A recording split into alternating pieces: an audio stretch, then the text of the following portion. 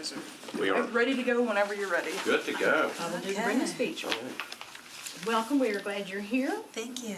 I'm Councilmember Berkeley Allen, Vice Mayor Jim Shulman. and we have 3 questions that we have asked all of our nominees to work their way through, and then if you've covered all that and we have time, then we'd love to ask you some other questions as well, so we'll just let you introduce yourself and Okay. start with those questions. Okay, I'm Constance Wade, and I did submit a resume. I am a school counselor, a licensed realtor, even though I don't practice real estate, and I want to first of all explain my interest in serving on the Community Oversight Board. One of the things, first of all, thank you so much for allowing me the opportunity to come and interview for Sure. being on this Community Oversight Board. I completed my elementary school through college in Nashville, and Nashville is my home. I moved from Nashville for about 5 years after college, but I missed it so much that I returned to be with family, with the community. I married my husband and raised my daughter here. I have a vested interest in Nashville, in the city, and improving the lives of the citizens of this community. And I guess the vested interest is displayed in a number of ways. I volunteered at Martha O'Brien Community Center for the Meals on Wheels program. So Which route did you do? Which one? Which route did you Oh, do? I did the one South 7th, South 5th. That was years and years familiar ago. with that, yeah. Okay. How many meals did you deliver at the same route, though? It was probably about 60 to 70 when we did it. That was back in the day. That was 20-something years ago. I volunteered at Maplewood High School in terms of tutoring, providing ACT prep for the 11th and 12th graders. I've served on the Davidson County Juvenile Court Foster Care Review Board, and I assisted with making decisions for the placement of children in foster care. I served on the current teacher cabinet for the National Public Education and this initiative of the mayor to help improve public education in our schools. So I have a vested interest in this city, and I am invested in the community. I want to serve because I know I could be an asset to the Community Oversight Board. I think that as a school counselor, as a person that also has administrative and supervision endorsement, that I can also provide insight. When I looked at the Community Oversight Board and some of the things that were in it in terms of investigations and all of those things, I said the part with the mediation and being able to help to, right now I feel like our city is somewhat divided, and I thought I could give citizens a voice, but also assist the police department. The first thing I did when I found out about this Community Oversight Board is I called the president of the Fraternal Order of Police, James Smallwood, and I left him an extensive message stating, I know that you are not in favor of this board, but I think that it's important to find out how the police department works, how this board can work together to provide a type of environment where our citizens, the community could thrive, and that the police would receive the respect. He didn't call me back for a couple of days, but he did call me back. We were not able to connect ultimately, but I thought it was something in the fact that he did call me back, and I wanted to mesh and work together because I don't see this board as a board that says, aha, I got you. I see it as a board that will allow our city to grow, to thrive, and provide people with a voice. If there is transparency and open communication, it helps not only the police department, it helps the citizens. And right now, I don't think that people feel that. I think that a key factor of this board is to help people to feel heard. The board was probably started because of what was excessive force or deadly force, what people perceived as that, but the board is so much more than that. I think that there are small issues where sometimes a person gets stopped by the police and they feel like the way the person talked to them, that was not, that that was inappropriate. And I think that the board could possibly help people to see, or even the police to say, maybe that person had a bad day. So when people sit down and talk, I think mostly people just want to be heard. And it's not just the big things. We're looking at the big things, but it's so much more. It is the small things. If the police and the Community Oversight Board can work together, and there is an opportunity for not just the shop with a cop, but that you can see that the police officer are caring people just as citizens are, then I think that would move the board forward. I think that would help our communication and relationship in this city. And please stop me if you have questions, or if I go on, or if I haven't. We'll get to it. Okay. And then the next, my background and familiarity with civil rights and equity issues. Well, when my family came to Nashville back in 1968, when my father finished his tour in the military, when we relocated from Germany, I feel like I'm a recipient of the benefits of the 1964 Civil Rights Act. Because in '68, when I was in third grade, then the schools were no longer segregated. So it was desegregated at that time. A few years later, I went to middle school. When I went to middle school, the black students were bused to a rural area. It was 7th through 9th black, but the school was 7th through 12th white. That was around the time that Alex Haley's Roots came out, and it was a whole lot of things with slavery. It just started a race riot in our school. The police had to come. You couldn't go to the bathroom by yourself because you might get beat up or something. So the school would empty out just about every day because of this.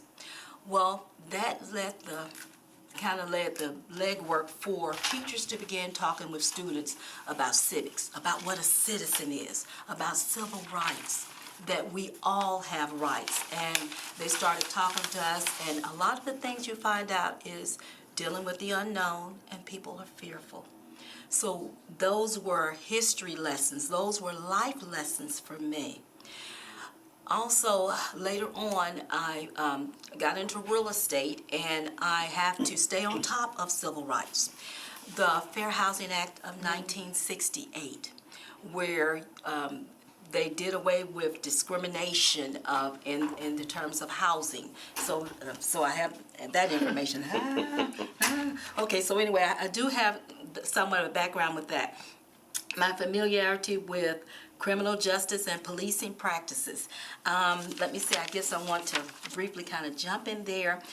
As a school counselor at my school, I collaborate with the Department of Children's Services. I am required, we're mandated to report child abuse. I report child abuse, victims, children of child abuse, neglect, sexual abuse. I work with special investigations when it comes to investigating an occurrence that happened on school property, or even with an educator.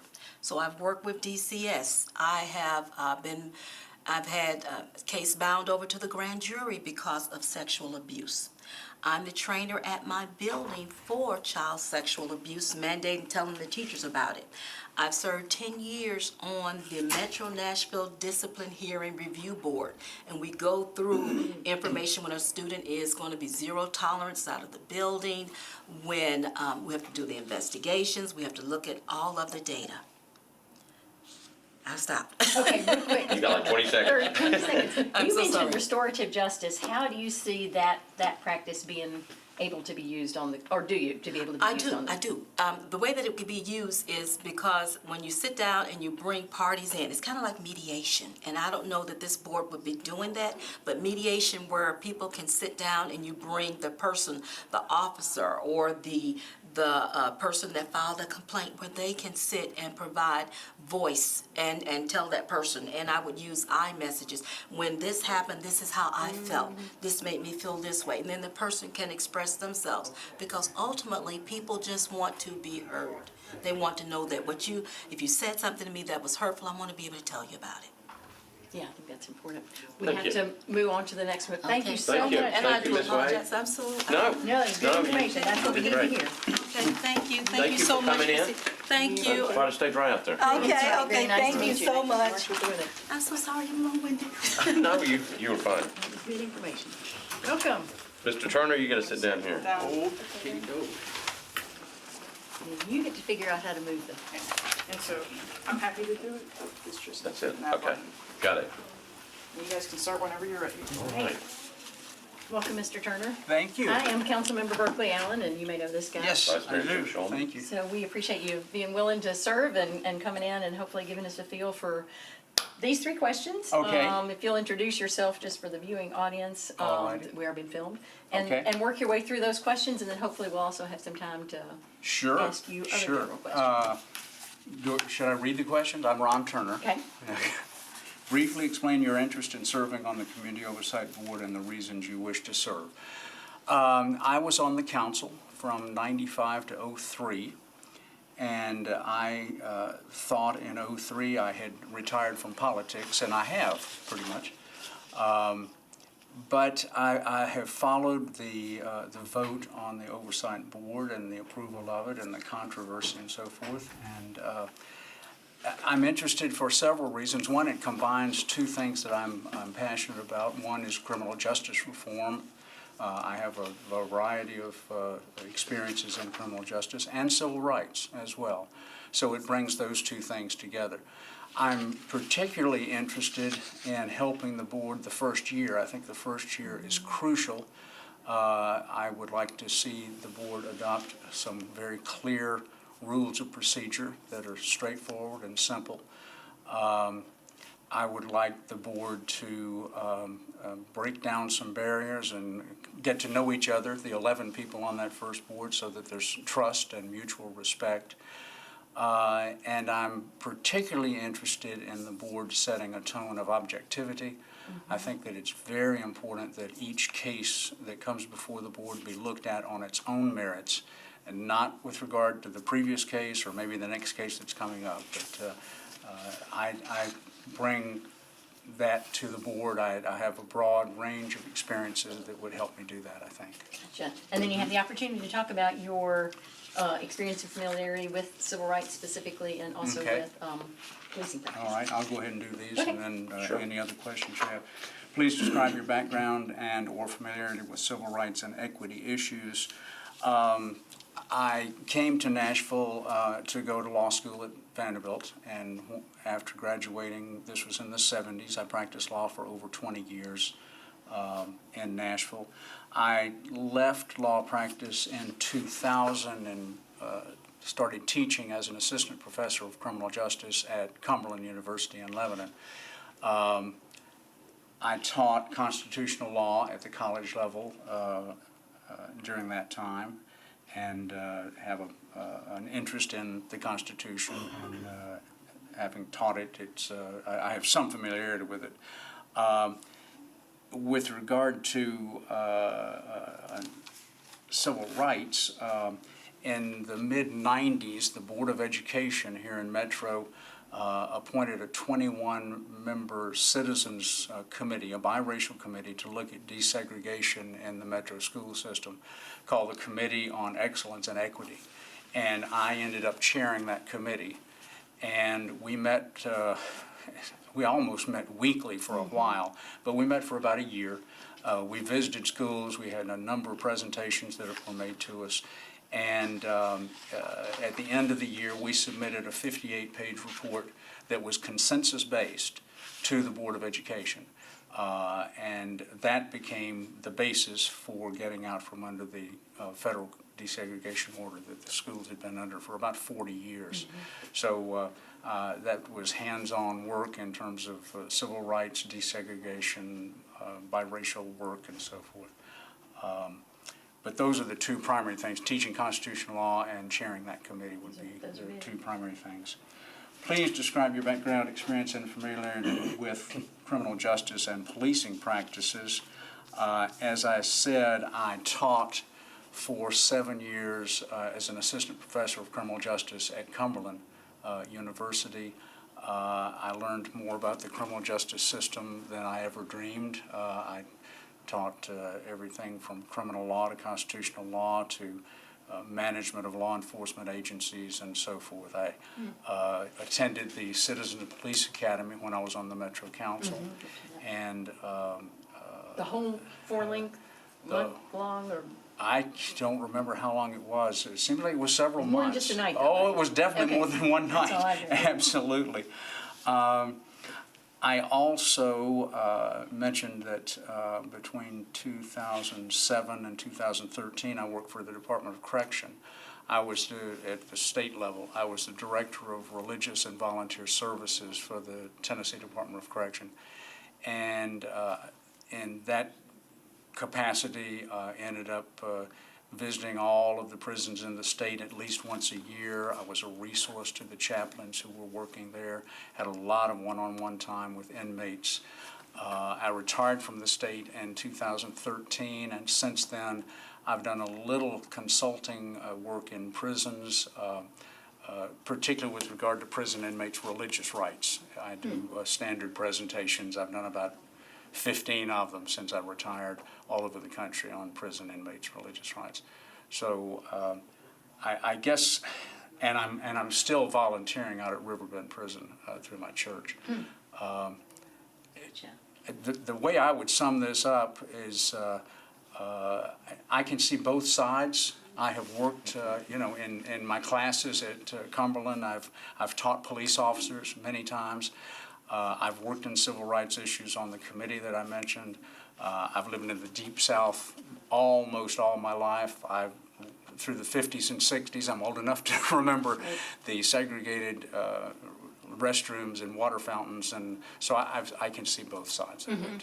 Which I think is important. You mentioned helping the committee kind of set up their policies and procedures for themselves. Absolutely. What kind of, I guess, policies and procedures, not that you want to go in with preconceived notions, but No. how do you see that being set up that would make it effective? Well, I think they need to be very understandable. So often people will say, well, we're just going to follow Robert's rules.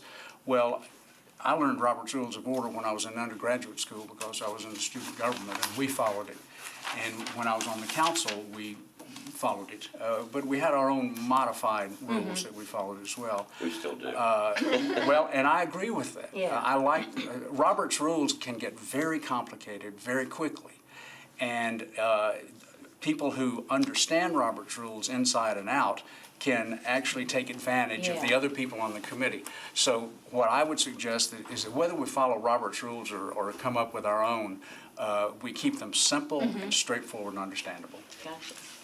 The goal, I think, is to come up with rules that guarantee that the board will be transparent, will be respectful to everyone who appears before it, and fair. If the board is going to succeed, it must earn the trust and the respect and the confidence of both the community and the police, and that's easier said than done. Yeah. I think it begins with a real clear set of rules that we will follow. And then in terms of trust and respect of the police, trust and respect of the community, I mean, the community, how do you put those two together? Well, I think we have to agree that we have a goal of being fair and objective. If this board decides 9 out of its first 10 cases, all for the police or all for the community, it's going to kill it. The board has to be objective, and that's going to be tough. It'll take a lot of courage for those of us on the board to put on blinders and say, this is what I see in this case, because our neighbors and friends might not agree with it. But the purpose of the whole board is to be fair, and that comes from those rules, I think, or it starts with it. I think we are out of time. She just You waved have the 20 red seconds, flag. if there's one more thing you want to say. I think I have said it all. This is a challenge to do this. I was going to summarize my resume, but you all have my resume, so Yeah. I won't do that. We appreciate that. Yeah. Good Appreciate you coming in, Thank you. and Thank you. appreciate your comments. Well, and on Yeah. Saturday afternoon. Appreciate you coming on a rainy Saturday afternoon. Good luck with the traffic. Very good to Thank meet you. you. Thank you, Mr. Thank you. Brennan. Thanks. Good to see you.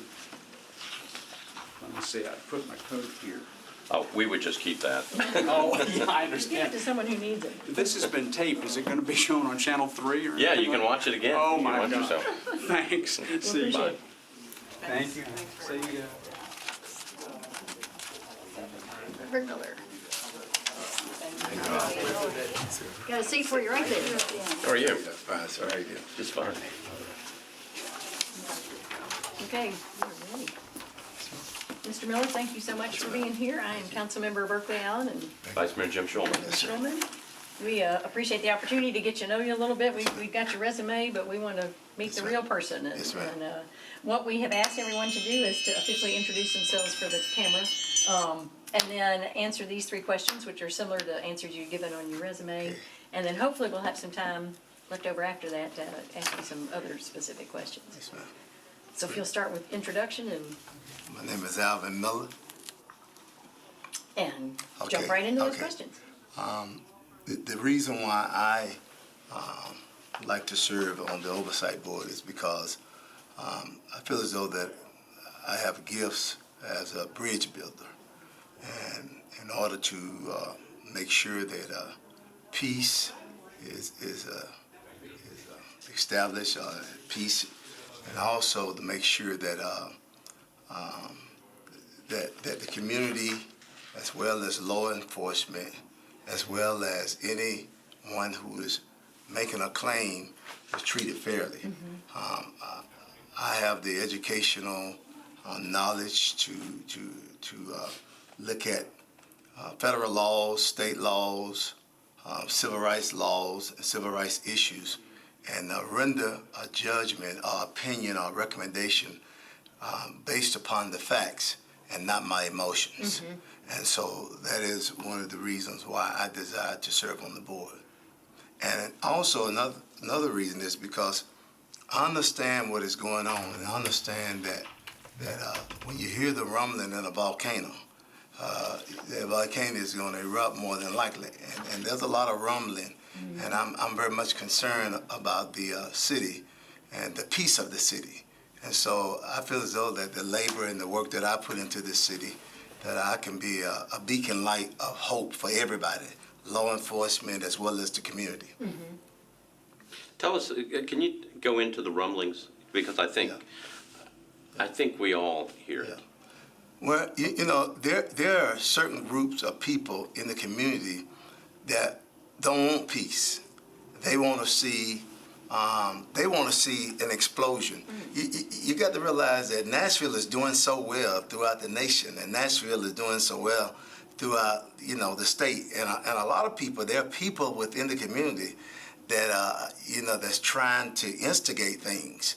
And so therefore, I want to make sure that I become a voice that doesn't happen.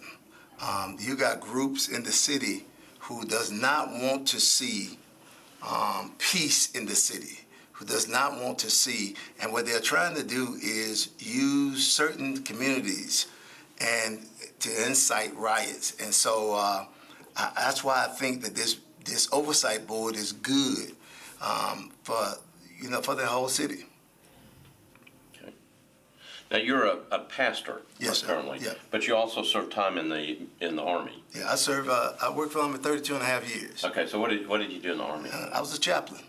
Okay, so you were a chaplain in the Yeah, Army. chaplain, and then I was 7 years combat arms as a tanker. Okay, all right. And a lot of times when people talk about the military experience, it's because it's kind of that enforcement. It may not be law enforcement per se, but how do you feel like that helps you in terms of serving on the board? Well, I think not only does military law enforcement, but I served as the governor of Florida, Bob Martinez, as his drug-free community coordinators.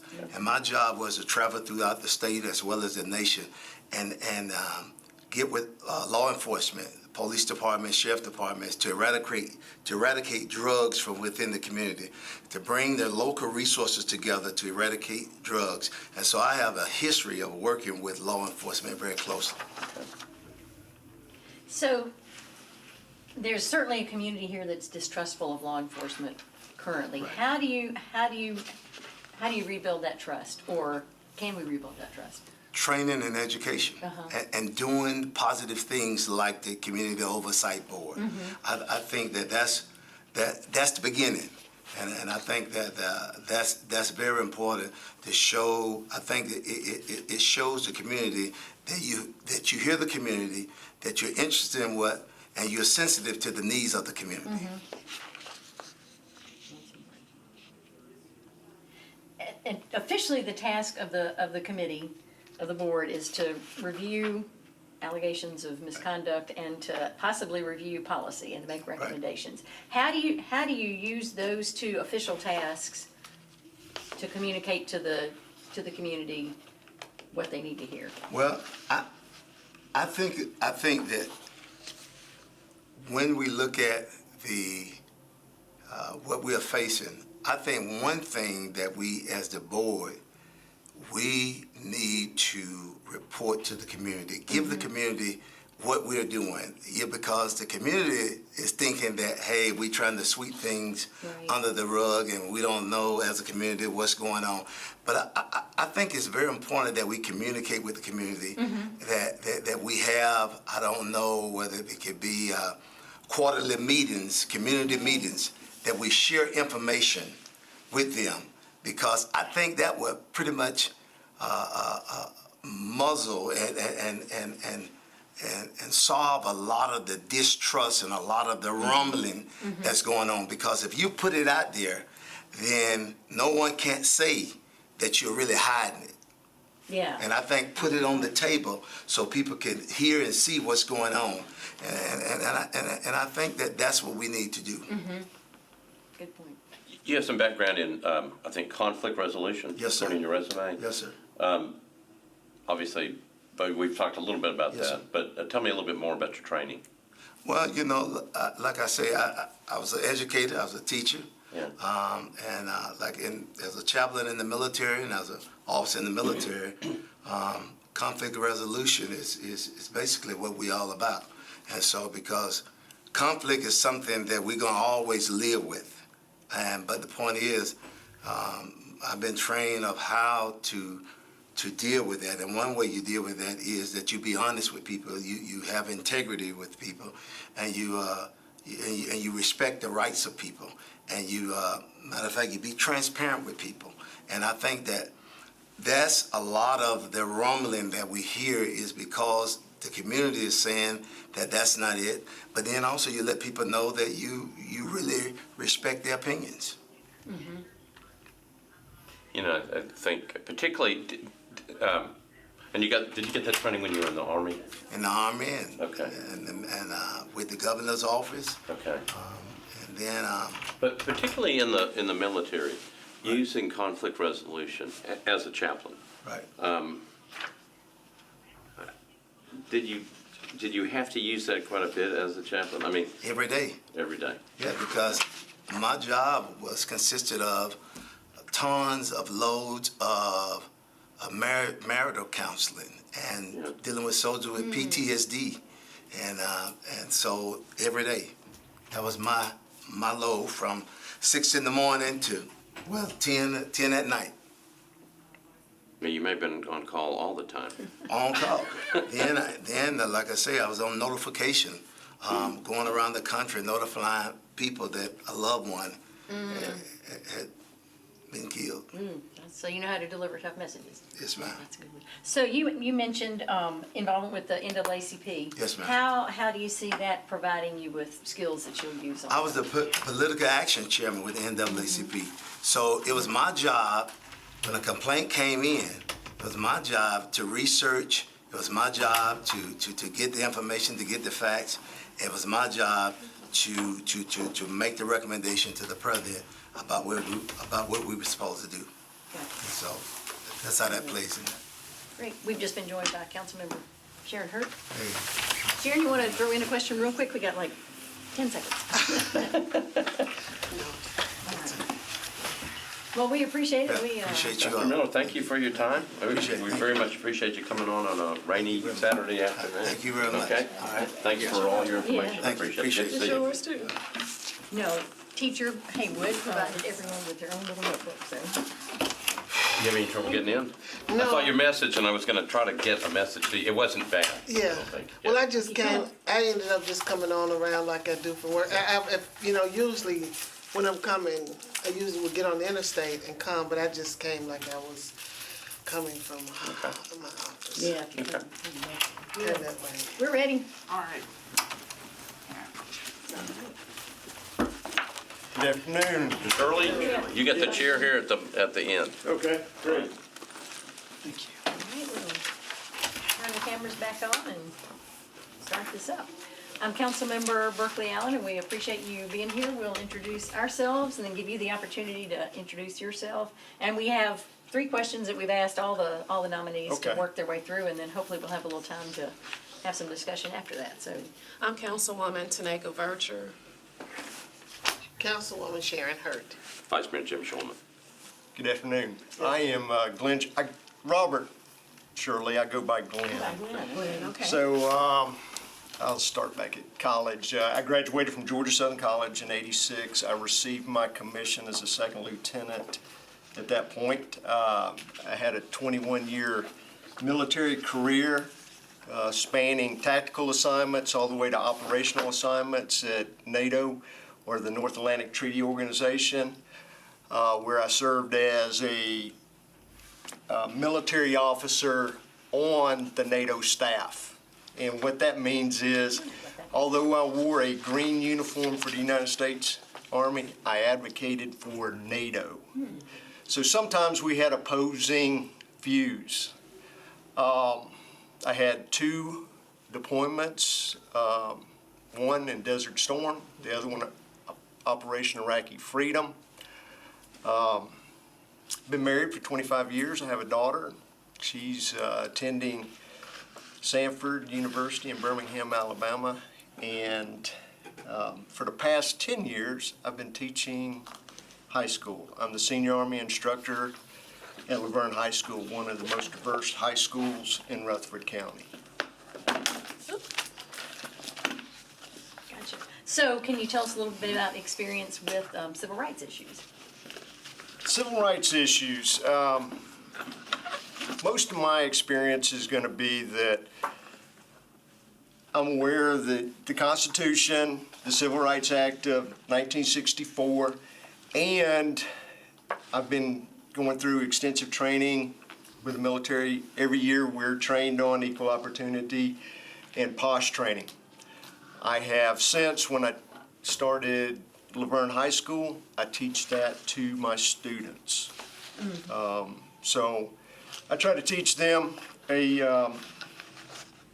one, you need to get out and vote. That's your duty to vote.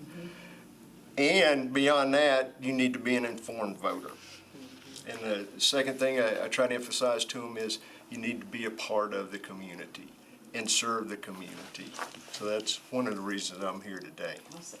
And how do you see using all that experience to make that, the COB successful and effective? Okay. Well, like I said, I had 21 years of military experience, and with that, 21 years of problem solving, decision making, conducting investigations, conducting research, providing recommendations to senior officers. And what we learned early as second lieutenant, we try to carry throughout, is that there's 2 sides to every story. So you got to make sure that you get both sides. And then make a decision or a recommendation based on the facts, not emotions. So those are the 2 things, experience and, decision-making based on facts are the 2 things that I think I bring to the table. That's important. So what's your definition of success for the COB? I think the definition is being a conduit between the police force and the community. For Nashville to continue to be the IT city, I think you need to have a viable, professional police force that, operates within the rule of the law and their regulations and procedures. If they step out of that, I see our board going in and looking at that, investigating it, and providing recommendations. Through that, I think we go back to the community. We show them that we conducted the investigation. 1, it was thorough. 2, it was timely. 3, it was transparent to all, so that we build that trust between the community and the police force. I think that the underlying factor is trust between the community and the police force, and that's what we ought to strive for. And being former military, you know, that's critical, regardless of various ideologies. When you take that oath to serve and to protect and defend, you have to set all those other things aside. So trust is critical, because your life depends on me, my life depends on you. So. Ask her if she served. When did you serve? When did you serve and where? Excellent, Fleet Combat Training Center, Atlantic Dam Neck. You're Army, I'm Navy. Okay. So, yeah. Good. I don't want to take up your time. Thank you for your service. Thank you. My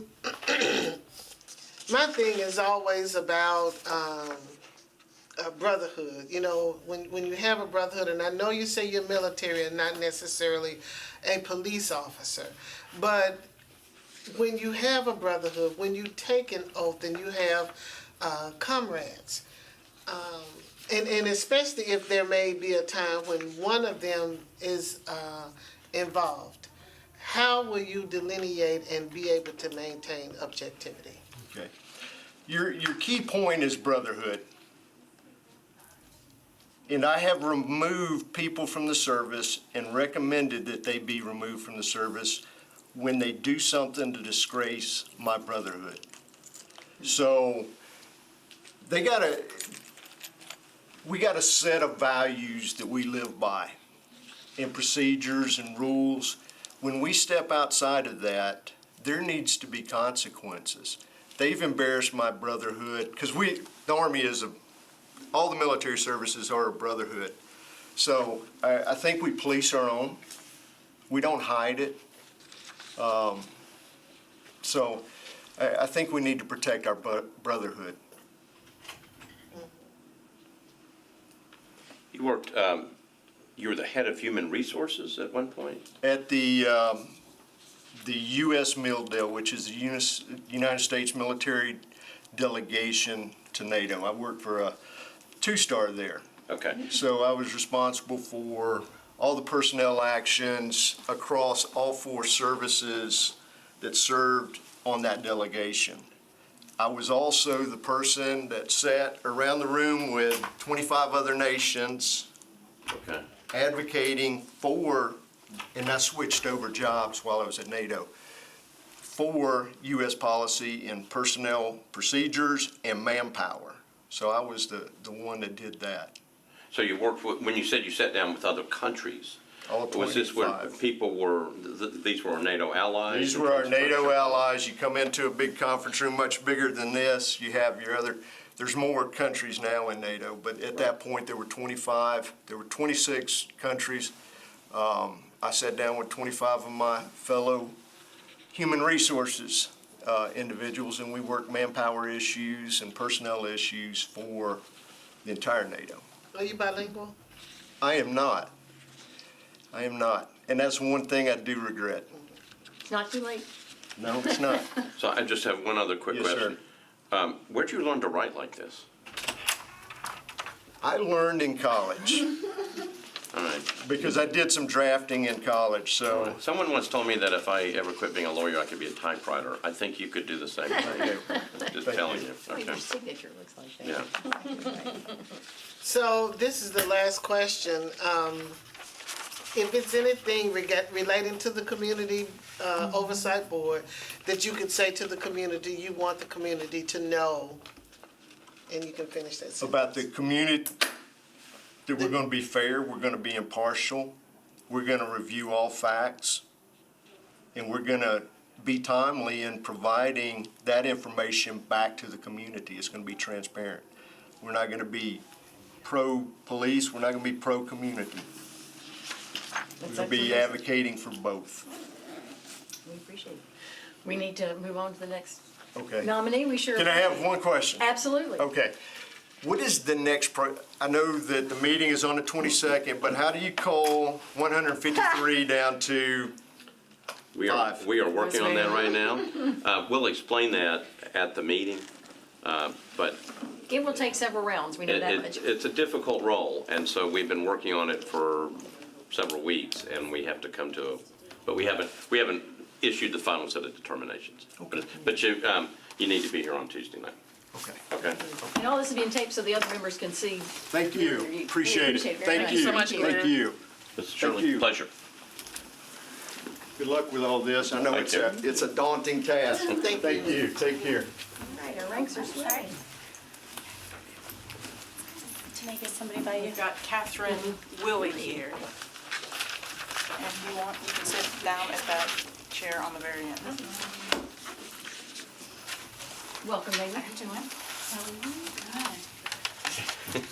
And one of us is more dressed up than anybody else. Saturdays was black tie. I apologize. I beg your pardon. I know, I was gonna say Sharon looks like she's Are you got. going to the inaugural ball? No, I went to a wedding. Okay, but she's going to a ball. All right, we have exactly 10 minutes with Ms. Willey, and she's my Okay. nominee, so I'm gonna give her full time. All right. So we will introduce ourselves very quickly, and then let you introduce yourself. And we got the 3 questions over there that I think you've heard, Yes. which you can condense in one answer if you would like to. I'm Berkeley Allen. I'm Councilwoman Tanaka Vercher. Councilwoman Murphy. Sharon Hurt. Jim Schulman, Vice Mayor. Right, nice to see you. All right, so I'm Katherine Willey, and I'm nervous, so. Just relax. I know, We're it's just, easy for you to say. I know. Okay. We're just All talking you here. have to do is sort through 181 people. I've got to answer these questions. Okay, so my interest in being involved in the Community Oversight Board started a few years ago when I formed some friendships with black people here in Nashville, and learned about some of the experiences that they'd had. And that prompted me to write an opinion piece back in October of 2016, a My Turn piece for the Tennessean. And I wrote about well, I'm going to deal with that in the next question, but I think that we have a problem here in Nashville with perceived bias. I think we've made a major step forward in creating the COB, but I think we need to be very careful and deliberate in how we operate the COB, because I think we have an opportunity, we have a challenge in that we could create a deeper problem for our city with the COB. I can't imagine any of us would appreciate having another level of scrutiny put on the work that we do, as the police are going to have with the COB. I think that, I know we already have a recruiting issue with the police department here in Nashville. I think that morale is going to take a hit from the process of having formed this COB. And I think the COB is going to have to prove itself. It's going to have to prove itself in terms of even-handedness, being itself unbiased and being fair. And I think if we are successful in doing that in time, those qualities will both improve it'll actually improve policing and the perception of our police in our communities, which will result in better policing. And I think that it will eventually improve the morale in our police department. So how would you, if you remember the COB, how would you go about doing that, exactly what you're concerned about? And that's like proving to the public as a whole that the COB is here and it's a good thing. I think that all sides need to be heard and know they're heard.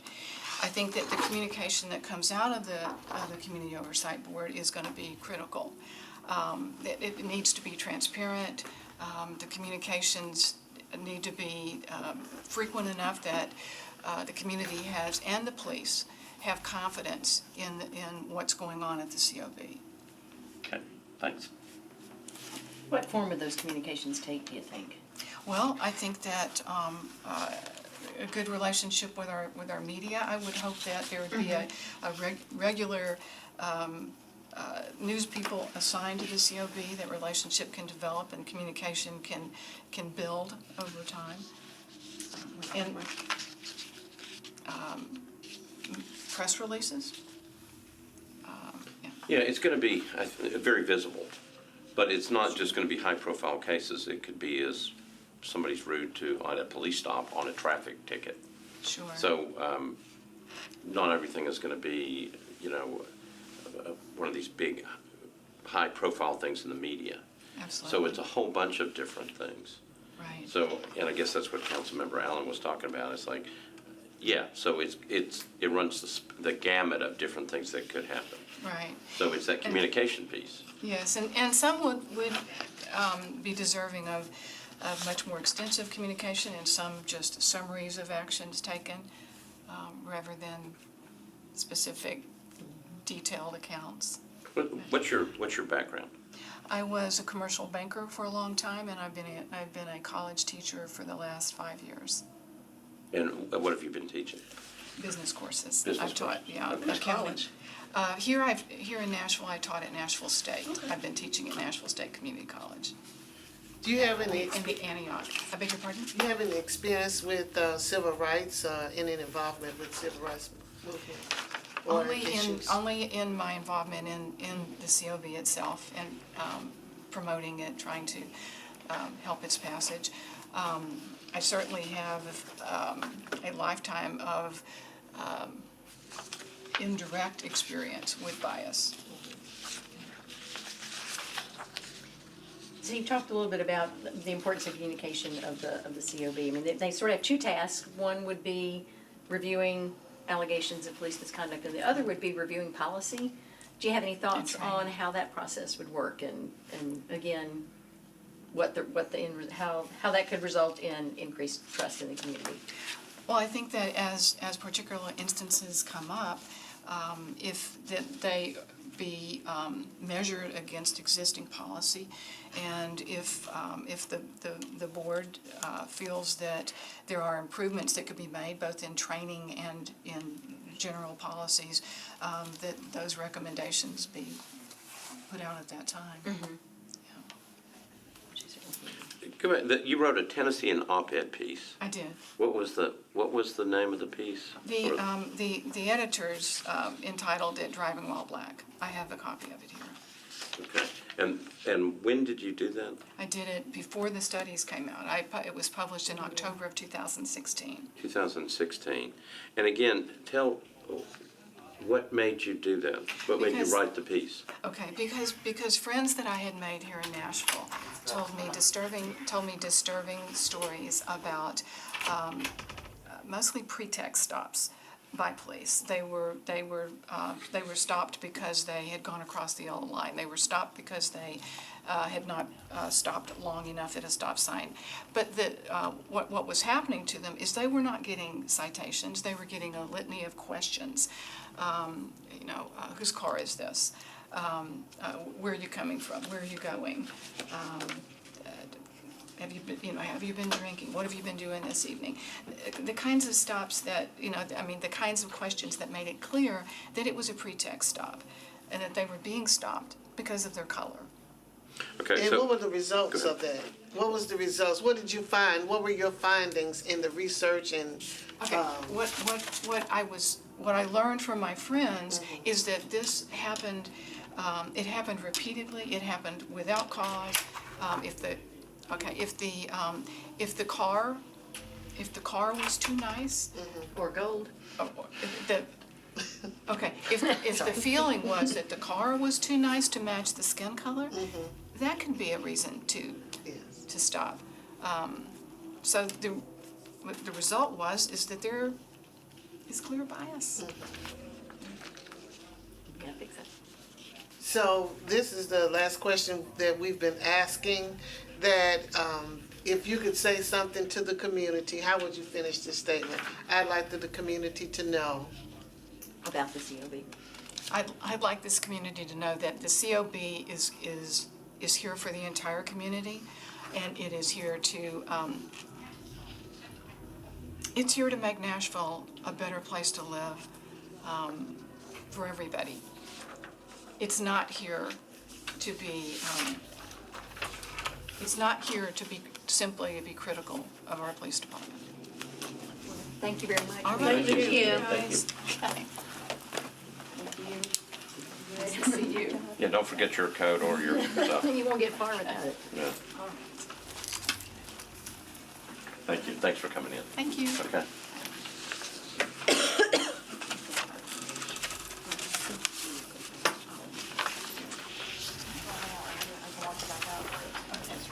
So, So there's a Sorry, break? I was just gonna, yeah, there's a break right now, so I just wanna give you a heads up. It'll still, cameras are still on, microphones are still on, but you guys have a little bit of a break. so some of these have the questionnaires and some of them don't. So one is the questionnaires, one is the nomination forms. Okay. These are all the questionnaires, so you can just keep looking through them. I saw Kathleen looking for something, so I just thought I'd hand it to her. And I'm sharing with Tanika if that's working for you. It is. No, it's just like in Rules Committee, even though I've read this stuff, I kind of like to read through it again. Looking at it, yeah.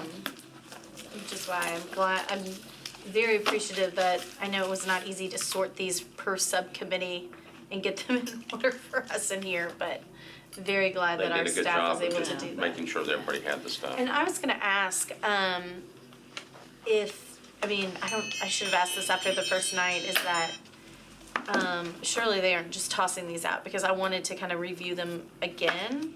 No, I'm sure they will be. you have Will they be access in to them on the I computer. know, I'm somebody who needs paper, like, will they be in the council office? Yeah. Okay, good, okay. So every subcommittee we just have these questionnaires for this group. Right, so but everybody they've got will them for be the other ones, in yeah. the council office later, right? Right. Okay, good. So maybe instead of attending the ball, you could just sit here tonight and read this. Well, my employer expects me to. I got it. And maybe you Go could to take the it ball. with you to the ball. So my other employers, the constituents of District 24 and all of Nashville, will have tomorrow as dedicated time All right, good. to. I think everybody looks very nice.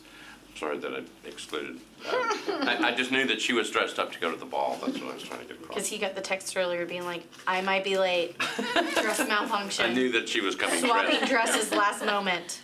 So So, funny. So this candidate has withdrawn, is that why we have a break? There's just a break. It just said 1:50 on Oh, the. whoops. Okay, don't draw it into this. and then Vice Mayor, I told Rosie out there, since I missed a few this morning, that I'm happy, since our subcommittee finishes early, it looks like I'm happy to cycle into another one. Yeah, so everybody's always welcome to go yeah. different committees and just see what's going on. So what time does it end? The last interview is at? So this I know one, this one this one here. ends at 2:40. Committee room 1, I think is gonna go on until maybe 3:40 or 3:45. They just happen to end up with a lot more.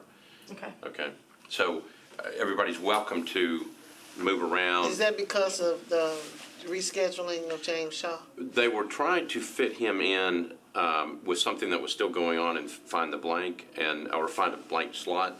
And they will go longer because he's gonna come in later. So that's a yes. So, well, yes. Yeah, but I mean, he was, they've got interviews at 3 o'clock and 3:10 and 3:20. He's supposed to come in at 3.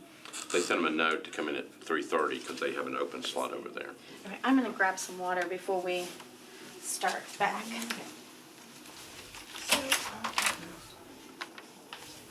I have someone down at 1:50, and you say we don't have it. No, that's two. Break, okay. So she is withdrawn, okay. Yeah, so that may be what happened. That was what I printed Yeah, last okay. night, so that's changed since yesterday. Okay. Put that there.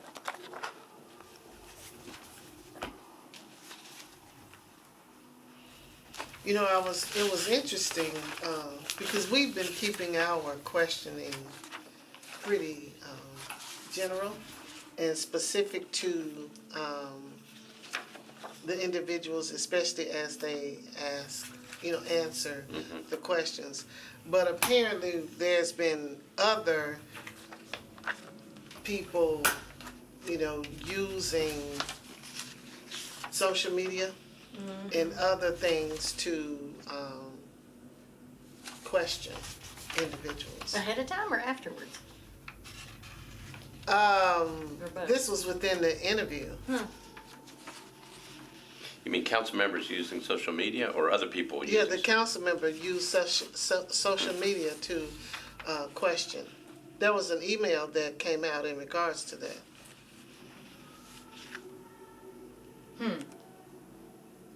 We'll go check the emails and see. Okay. Arnold Hayes. Oh, I know what you're talking about. But it was I thought the email had a question about something that was said. So there were council members, you can go back and check social media and see what they've said because of the questionnaire. And I think you had a council member that went back and checked. May have looked at somebody's social media account before they went into the interview and then sent something about it during the interview process. That's what I think happened. And then there was an email about that. An email sent to all the council members. Yeah, because I was in there for, I think. I Yeah, was in there I'm for not his concerned about the process in which it happened.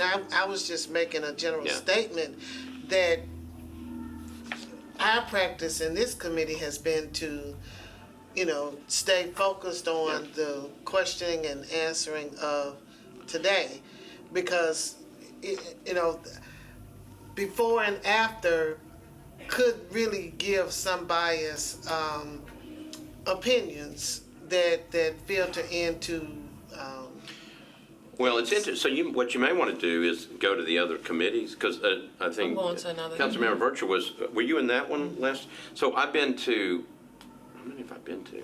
I've been to that one and that one. I stuck my head in that one, and I never really fully got into committee room. So everybody's handling it a little differently. Kind of sort of followed the chair's lead. And the feedback is all over the place because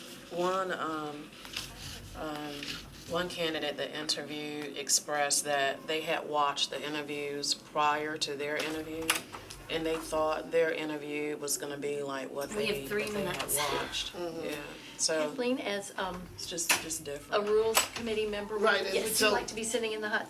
I can shift over, yeah. Again, I apologize. I told Brenda I would be here and then It's fine. That was the reason for my statement, is because I think there needs to be consistency.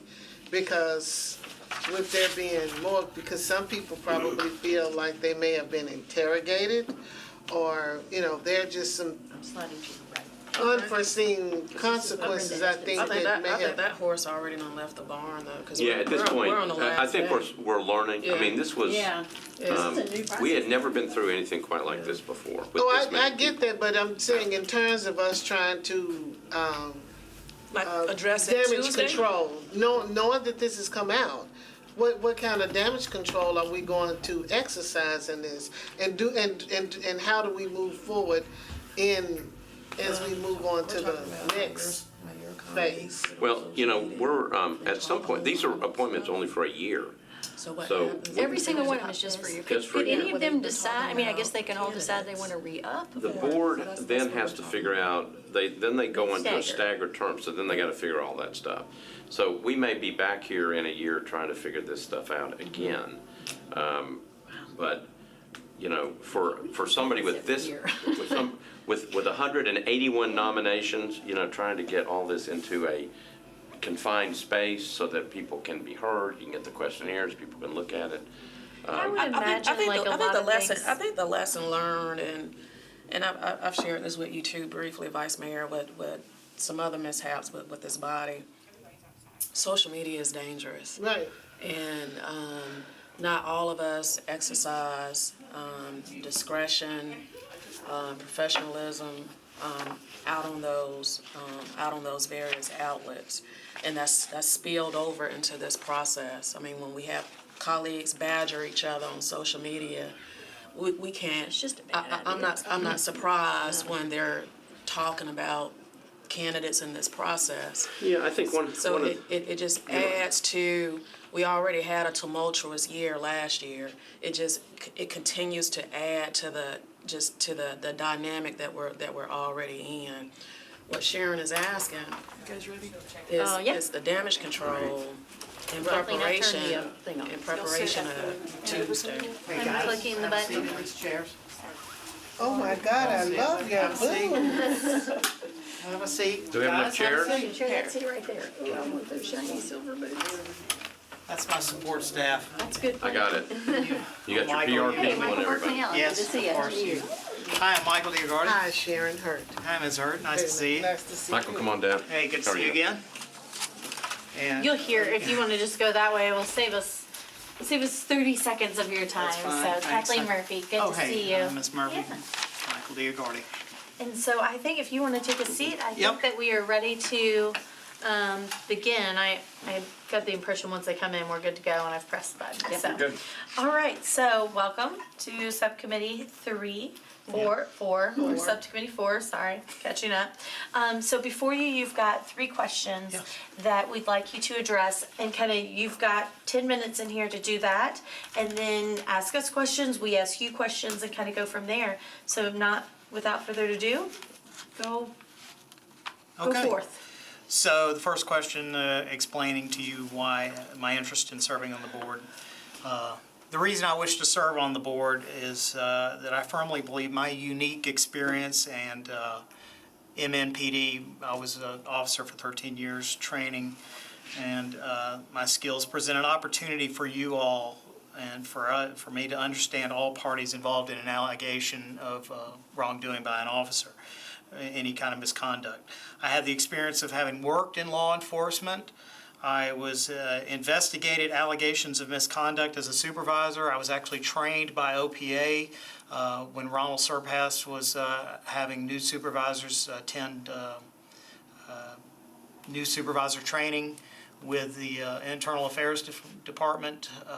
I was one of the first people to do that. I think that program is no longer in running now, but that is I'm one of the few people that did that. And I have also filed my own complaint against officers, not in Metro Police, but in another jurisdiction. And the response to my complaint was the threat of a lawsuit. And that's one of the reasons why now, because my complaint was met with a threat of a lawsuit, I now absolutely refuse to allow valid complaints to go unheard.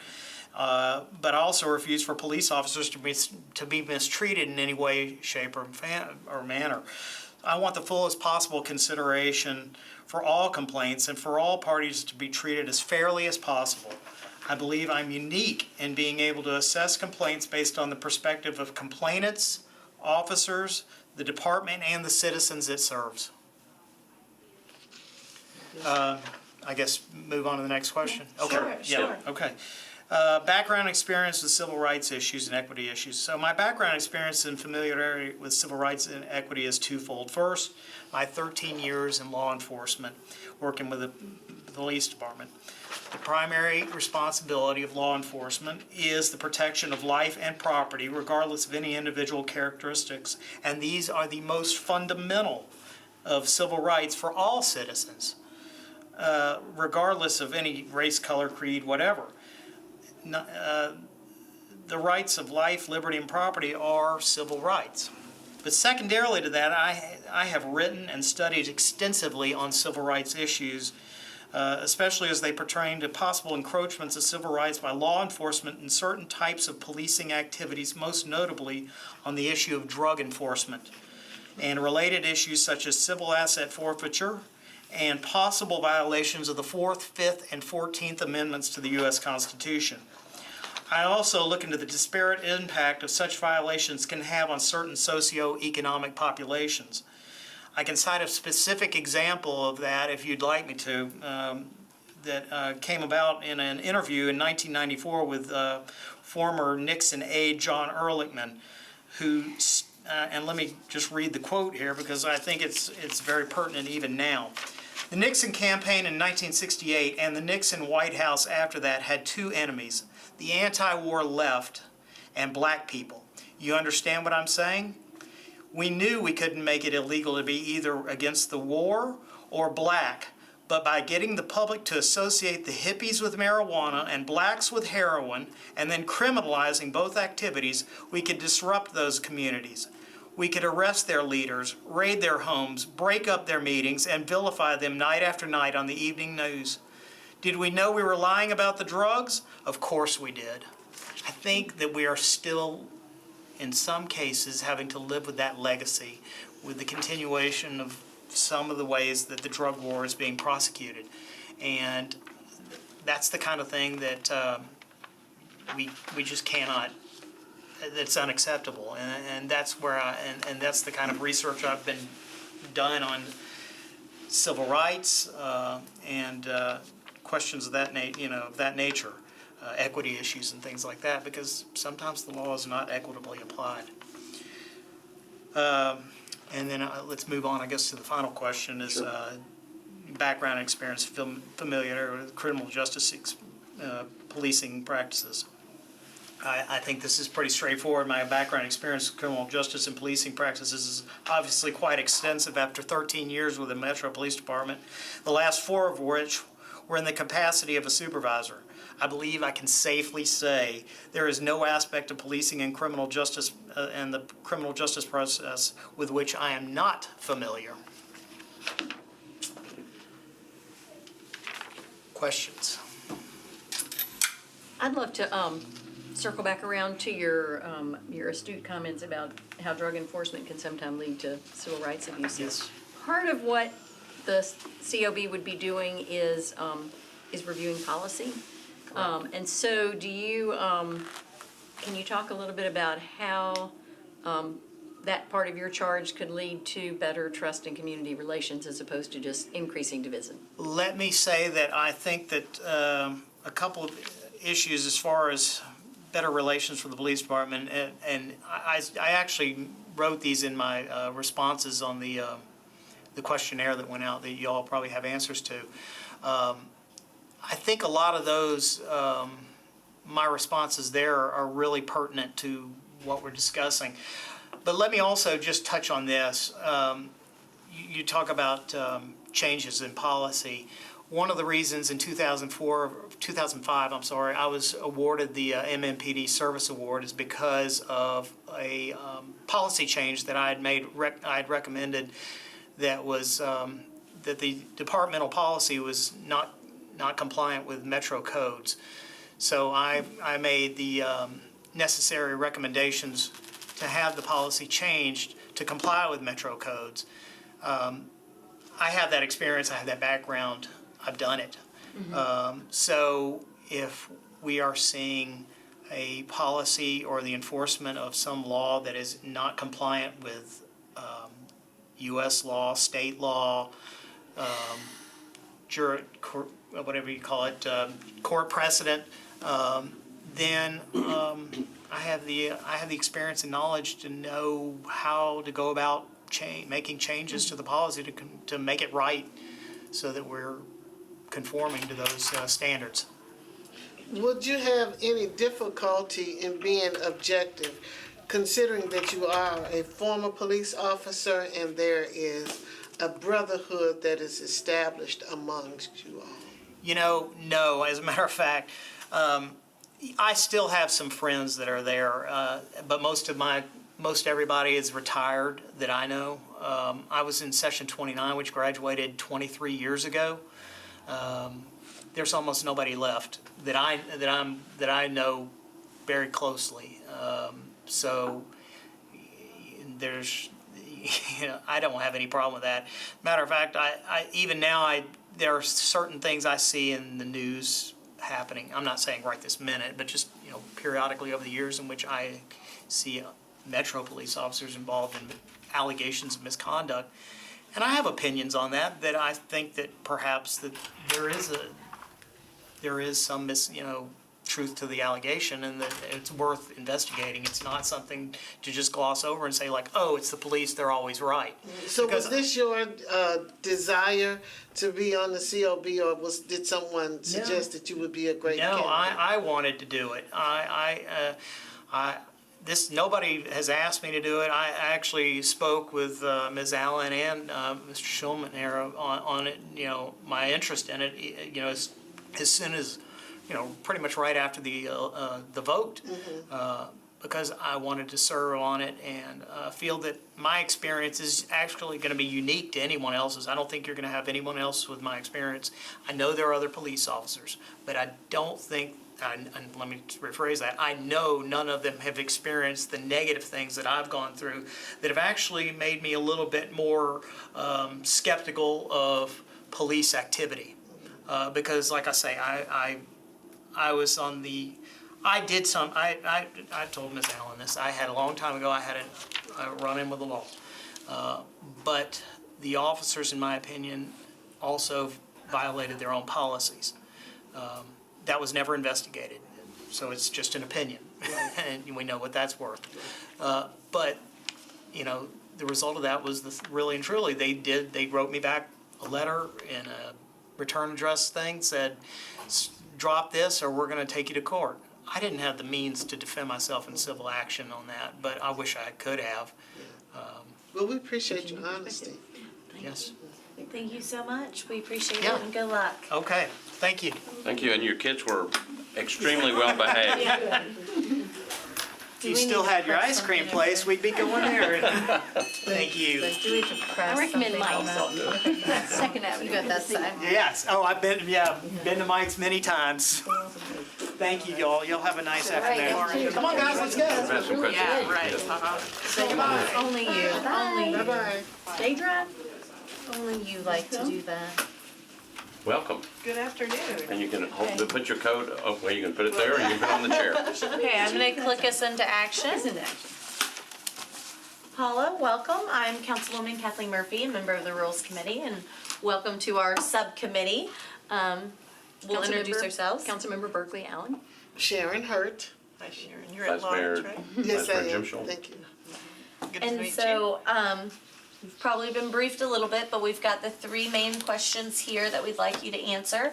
Take as much as little of time you want on them. You've got 10 minutes, and you can share outside of that what you want. And then if there's time, we'll ask questions, and you may ask questions of us that we may or may not be able to answer. Great. So, Well, Kathleen and all, thank you for having me today. It's wonderful to have a voice. We really appreciate it as citizens, and I know it's a bear to get through as much information as you have on all this. So in my questionnaire, I know was really, really long, so the best thing I can do is be really, really brief today. I get that. But to be brief, I'm gonna use my notes. And that's fine. Okay. yes. The three questions, why am I here? I would start with, I grew up in Memphis and. too. Yeah, did you? And I was there, maybe you were too.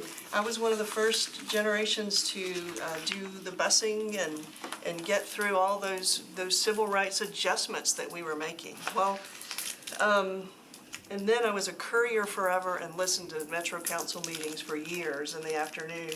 And what I found, if we fast forward several decades, what we tried to do led to the 8th most murderous city in the USA. So some of the things we did to try to address crime and union didn't work. So we need to do it better here. And we're at a crossroads here with this board, and I'm really excited about the opportunities with this board for active conversations and discussions. So that's why I'm here. No margin for error. Let's get it right together. Civil rights, I have an Air Force background, and what I would start with is the definition of civil rights, social and political freedom. And my experience in the military was fantastic. It was the most diverse set of people you can absolutely imagine. And bringing those people together to do the same thing means listening to each other actively. And as the squadron commander, getting people to work together deeply and carefully listening to each other so we get the mission done. I have years of experience in that regard. So what I say in bringing those diverse voices together is if you're not ready for the hard questions, then you're not ready, right? And so I brought that military experience to the next part of my life, which was owning businesses. And I have used a process of listening to voices, crafting direction and new goals, and having people understand each other's viewpoints so the whole group moves together really smoothly. That's my background, so what I would say in terms of civil rights, I've been a provider of civil rights within the organizations that I've been a part of because of my Memphis background and understanding what the lack of those rights leads to. Just absolute respect. Second, the third piece is the criminal justice piece, and again, I would turn you to look at my military experience because as a squadron commander, there are uniform code of military justice things that we go through, and there were all kinds of issues that I addressed. There's an investigative process, there's an understanding of the context, and then you reach a conclusion and act on it. So the law enforcement piece or the criminal justice piece would come from that for me. Beyond that, if I pull that into non-military experience, what I would tell you there is the job about protecting moms and citizens against guys with guns and drugs. I mean, it can be a lot more elaborate than that, but that's that basic. And so what are we doing to make sure that the right resources are there so law enforcement can do that job? At what point does law enforcement, the protector, take some of their power too far? And in any profession or work, there is, and having been the commander, I can tell you, everybody gets tired. Having been I own a trucking company, every driver gets tired. There is a point when you don't do your work as well because you have had too much.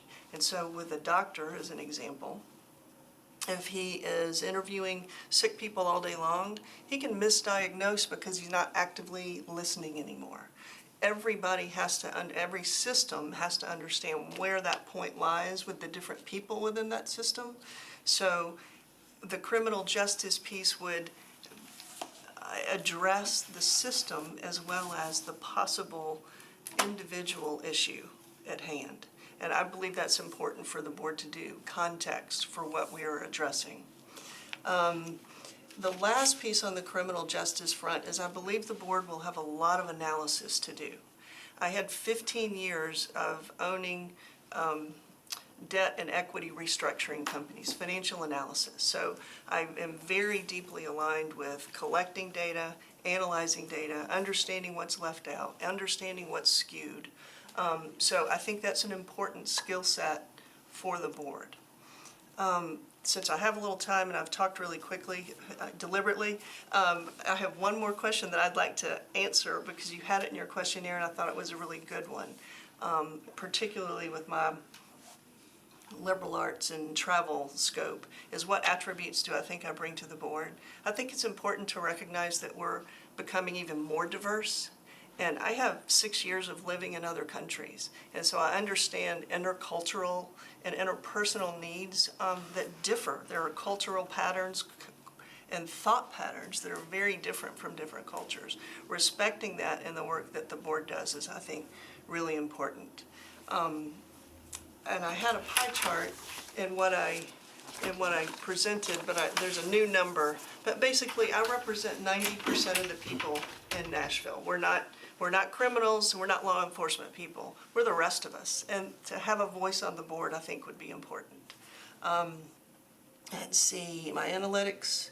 And then I'm a woman who leads in really weird environments for women, military and transportation. So I understand how to move a set of people that may not want to budge, you know? So what do you do now? Do you own a trucking company now, and that's your current profession? I do. I've backed off on some of that volume deliberately because I got tired of traveling. But yes. And so that will allow you to have time. Worst case scenario, this board, as it starts to get moving, takes up a whole lot of time. You know, lots of hours, lots of long hours, cooped up with same people.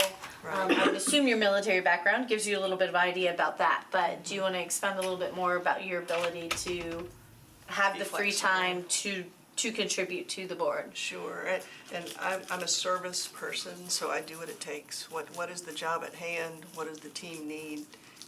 You know, I will get it done. So I'm not traveling, and I wouldn't be absent because of travel. Okay. And so Was that a 2-minute or 1 That's minute? a 1 minute. Okay, 1 minute. so real quickly, I know that we have been asking you to finish the sentence. So if there was one brief sentence that you could let the community know, what would it be about the Community Oversight Board? So the Community Oversight Board is, Finding the balanced voice between protection of citizens and protecting the rights of citizens. all right. That's what the board is going to be focused on. And I've already started my homework. I've got all kinds of books that I'm reading, the new Jim Crow and Yeah. Yeah. McKesson's book. I would thank you for giving us a voice Just Mercy, because that's another good one. the ability, it is, at the other side of freedom, the formation of the board has actually sparked a lot of wonderful community involvement. Good. And so I think even those that are not chosen, we need to collaborate and keep the conversations Yes. going because it's been wonderful. Thank you so much. Thank you all, I appreciate it. I know that was a lot again. Sorry. Thank you so much. Thank you so Good to see you. much. Thank you all. Thank you very much. Nice to meet you. Nice to We'll meet talk you. Memphis. I would like that.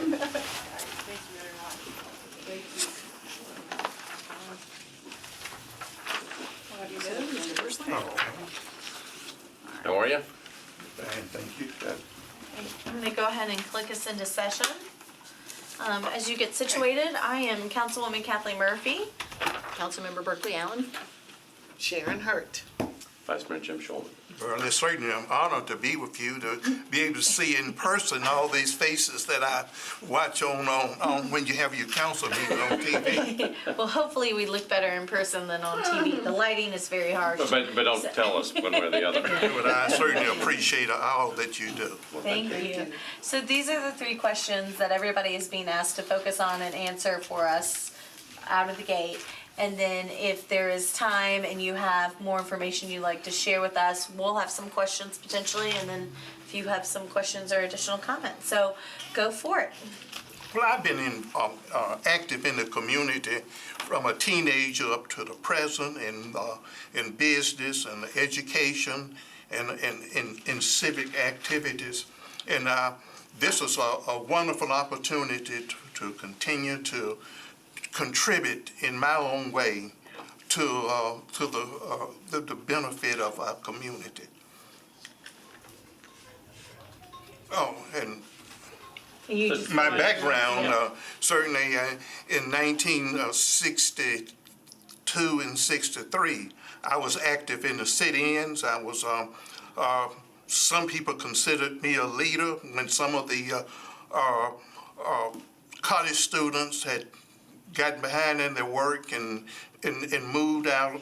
Then I was involved in getting some of younger people involved, high schools and junior high. Then later on in the 60s, I was part of a group that was called community circles. And with community circles, that we would go into as a group into different communities and try and create some dialogue with individuals. I've also been involved with a group called One Voice Nashville. One Voice Nashville is another group that encourage dialogue between young people. I was working, I want to skip over to, I was employed at EI DuPont for 44 years. At DuPont, I was president of the union, local union for 9 years. In addition to working with the union, I was also a part of a group that we call the Old Hickory Black Network. And it was made up of both black and white employees. We were just trying to create an atmosphere in the workplace, which was very successful in doing that. I also am on the board of the Old Hickory Credit Union, which I am, internal auditor. I'm also on the board of the Donaldson Hermitage Neighborhood Association. The Donaldson Hermitage Neighborhood Association is made up of different associations, neighborhood associations in the Donaldson and Hermitage area. I'm also been active in Leadership Donaldson Hermitage, another wonderful organization that tries to bring business leaders as well as individuals to really to connect people together. And also, at DuPont, I was also involved with the Pencil Foundation. The Pencil Foundation was here, and I had the pleasure to work with McKissick School with a wonderful principal over there, Mrs. McKissick. And then if you want to describe some of your background experience with the criminal justice and policing policies. I guess the only thing is in the sit-ins, I guess I was arrested 5 or 6 times, but it was, that was, I've said to a lot of people, that was a means to an end. I didn't, although I was arrested and sometimes I was assaulted, but yet when I look at the community now, every time that I was put in jail, every time that I was assaulted, it served a purpose. When I was thinking of some of the people that's been involved in the police department, I think of Officer Bobby Hill, a man which was a great friend, Officer Dunsley Hurd, Miss Bunny Malone, and they would all tell wonderful stories about their experience in the police department. Do I have any negatives? No, I haven't. And I'm certainly proud of every young man and woman, who leave their home every day to serve and protect the community. And I'm just proud to be a part of a process, the Community Oversight Board, to be able to recognize what they're doing and address any issues that would come up that were with police and the citizens. Mr. Horsley, I know I'm really interested in your sit-in work, and I know that being that you were a part of it and personal, do you think you could be objective, when it comes to having to serve on the Community Oversight Board? Can you separate the experience that you had there to make sure you're objectively? Absolutely. That was one of my objectives as president of the union at DuPont. That the purpose of that was to create an atmosphere where both management and the employees would feel like that we were doing the very best to make our business successful. Yes, as I repeat again, I'm certainly proud of the men and women that serve on the police force. Thank you. Okay, and so one of the questions that we've been asking everybody in our group is if there is something that you would like to tell the community, as we're televising, about the Community Oversight Committee. So kind of finish this sentence. One thing I would like the community to know about the Community Oversight Committee is? The Community Oversight Group will be, is trying to encourage accountability. Whenever issues that would come up, they would feel comfortable that they would be addressed. Thank you. Okay, you've got a few more seconds if there's anything else you'd like to add, any fun facts or anything. Otherwise, we're good to go. I think I mentioned Leadership Donaldson Hermitage and One Voice Nashville, and as well as serving on the board of the Donaldson Hermitage Neighborhood Association. Each one of those was to really to how can we make the community better, and that was my purpose for being in the sit-ins. And I would tell the young people there are 3 things that you should keep in mind. One is understand your purpose.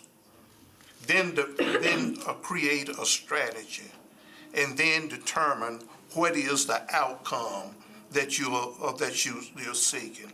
And I have said also that this board is history making. And history makers are also dream makers with an enormous imagination to what our community and what our nation could be.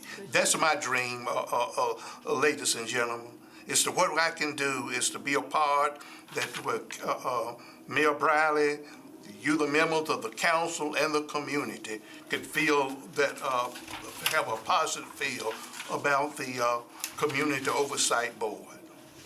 Well, thank you so much for applying and coming in today, and I'm gonna click us out, so we got our next person. Thank you. Thank you so much, and I want to say to you here, I certainly appreciate all that you are doing as representing the community. Thank you. And you're always welcome to come to any council meeting. I will. I certainly, as I said, I certainly enjoyed watching you on Channel 3. All right, come on back. All right, thank you. So good to see you. You too. I got to go home and do that Delta. That's right, flight. tell my son. I certainly will. Thank you so much. Thank you. Thank you so much for coming. We Thank you. appreciate it. Appreciate it. Thank you. very much. And as I say, you can go out around and then down the hallway. Okay, ready? Ms. Marsh, you may need to, Here we go. you kind of just scoot these chairs in. I was gonna say, I think that. Do you want, You want to just let Can us sit here? Can, yeah, Yeah, okay, why if we can do it, I was gonna say, the only thing is that you won't be on The camera. name won't be, Forward. Okay. it'll, Well, it's up to you. We Your can name move will the be there, seats. but I yeah. am comfortable with whatever you all decide. Okay, We're okay. good. we're good. It's fine. Now, you cute, you know the camera probably good to you. okay, I'm gonna click us into recording. I am Councilwoman Kathleen Murphy, a member of the Rules Committee, and this is my subcommittee here. No, I'm kidding. So I'll let them all identify themselves, and then we'll get into questions. Berkeley Allen. Sharon Hurt. Jim Shulman. Great, so, before you, well, let me pass this down, is it down there? Okay, so we've got 3 main questions that we're asking everybody to do. You've got about 10 minutes, so if you wanna talk about those, then if you have time to talk about more, we might have some questions, you might have some questions, and we'll go from there. So if you wanna just start with the first question. So I am interested in serving on this Community Oversight Board for a number of reasons. One is that I believe in servant leadership, and that is putting the community first, and also focusing on the well-being and the growth of the community. Now, I'm interested particularly in this board because this kind of falls in line with some of my other interests, which is community policing and restorative justice. I'm interested in those things so much that last year I started a police and citizen mediation program for a nonprofit organization here in Davidson County. So it's kind of what my interests are. I have a background, or I'm familiar with civil rights and equity issues, being that I'm a law student, and so that's where most of my understanding about civil rights come from. Also, I have a general interest in history and law, so I read a lot about civil rights and equity issues. And last question, my background with criminal justice and policing, I have a very solid educational background. I have a bachelor's in criminal justice, a master's in justice studies, and I'm on track to graduate in May of 2020 with a Juris Doctor's degree. And so I feel like I have a very solid grasp of what it is about, understanding about policing and criminal justice. So one question that I've asked of people who are nominated specifically by a specific organization, whether this be this board or other boards, is do you feel that you are capable of being your own person on the board, or do you feel like because they nominated you that you feel you need to be a little bit of their voice? I am a Rule 31 mediator, and as a Rule 31 mediator, that requires me to be neutral and unbiased. I take that very seriously, so I don't feel compelled to show favoritism or to make callings or judgments in favor of a particular organization. I believe in looking at the facts that are presented in front of me and making an educated decision based off what I have in front of me. So why do you think there needs to be a community oversight board? I think that community oversight boards are important. I think that a professional community oversight of law enforcement has the ability to transform an organizational culture in a real positive way. And so I can see I can see great things for this board. And I think that it would benefit to have the community support of this community oversight board. I'd love to hear a little bit more about your citizen and police mediation program and how you could transform what you've learned there, transfer that to the Community Oversight Board.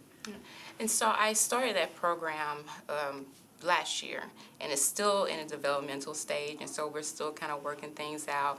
But one of the things that led me to start that program was this need for citizens to feel like they're being heard.